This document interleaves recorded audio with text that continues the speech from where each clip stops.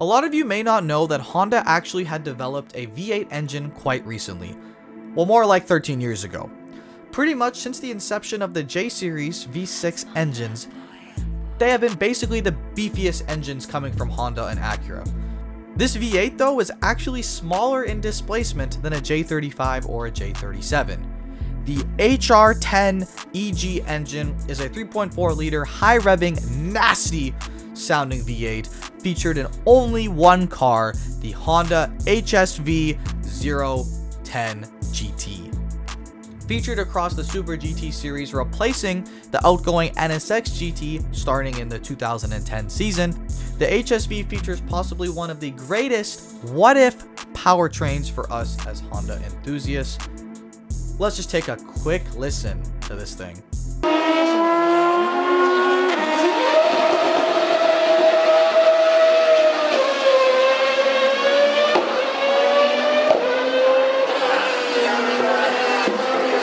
Yeah, like that's just absolutely insane, right? Like when I heard this thing, my mind was blown. I couldn't believe it. Basically in 2009, the Super GT rules had changed and mid-engine cars like the NSX were not allowed to race. But however, it was allowed as an exception as Honda did not have any front-engine cars prepared to race.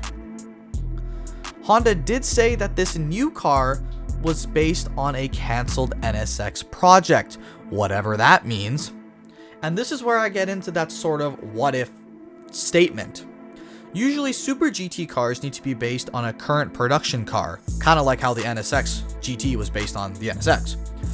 But apparently it was okay to use a production ready car, again, whatever that means. The HSV debuted in Super GT with 5 entries in 2010. I apologize for my pronunciations on these teams in advance. These were from Wader Honda Racing, Autobax Racing Team Agiri, Kihin Real Racing, Nakajima Racing, and Team Kunimitsu. I think I did okay there.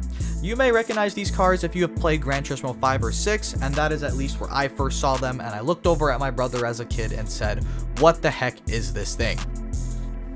That year, Wader Honda actually won the team's championship, and I don't know how often like a first time entry of a car wins a championship, but I feel like that's pretty impressive and shows a lot about Honda's racing pedigree. In 2011, some slight revisions were done to the HSV, though they didn't really pan out as planned.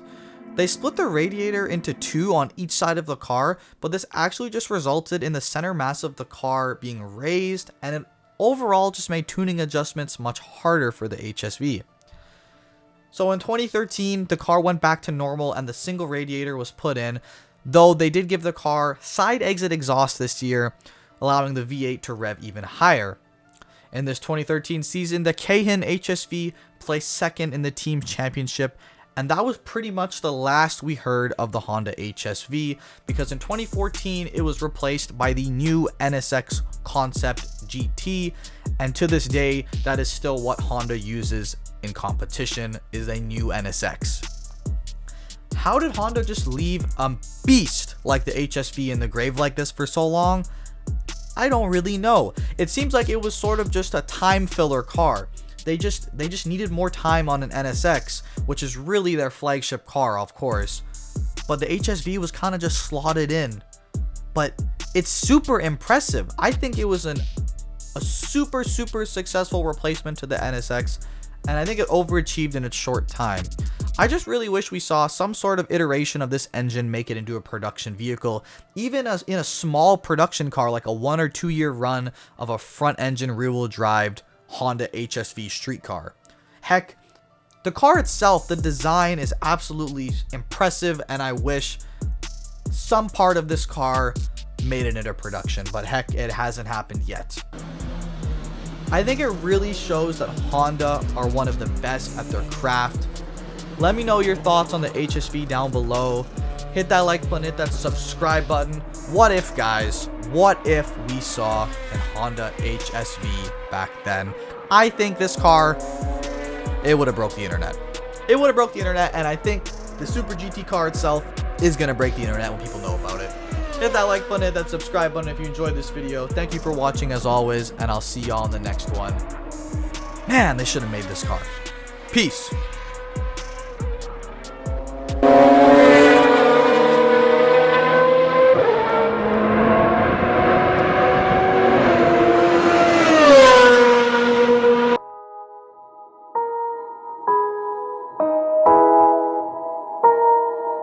You wanna